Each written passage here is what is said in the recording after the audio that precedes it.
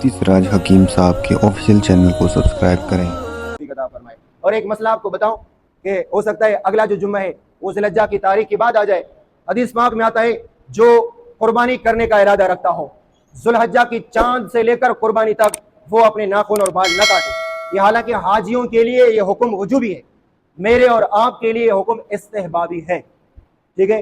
और अल्लाह से उम्मीद है कि जो हाजी दौरान हज एहराम के बाद नाखून नहीं काटते, बाल नहीं काटते, जब तक वह एहराम से फारिग ना हो जाएं, उनको जो सवाब मिलता है, आप ये नियत करें अल्लाह मैं अपने कमकुर्सी की वजह से हज नहीं कर सका, अल्लाह मैं भी हाजियों की मुशाबे इख्तियार कर रहा हूं। हाजी नाखून नहीं काटते, मैं भी नहीं काट रहा हूं। हाजी जब तक एहराम में है वो बाल भी नहीं काटते, मैं भी नहीं काट रहा हूं। जो सवाब अल्लाह तबारक व तआला हाजियों को अता फरमाते हैं वो आपके इलाके में अल्लाह आपको भी अता फरमाए। हाजियों को क्या सवाब मिलेगा? अल्लाह के नबी ने फरमाया जो हज करे और वहां पे गाली गुलूज ना करे और इसी तरह फिस्क फजूर भी ना करे, वो हज से वापसी में ऐसे लौट के आता है जैसे आज अपनी वालिदा के शिकम से पैदा हुआ बच्चा कैसे गुनाहों से पाक होता है, ऐसे हाजी गुनाहों से पाक होता है। तो लिहाजा अगर किसी के कुर्बानी करने का इरादा हो, ज़िलहज्जा की चांद से लेकर कुर्बानी तक वो नाखून और बाल न काटे, उससे 1-2 दिन पहले काट ले, इसका सवाब इंशाअल्लाह अल्लाह तबारक व तआला में अता फरमाए।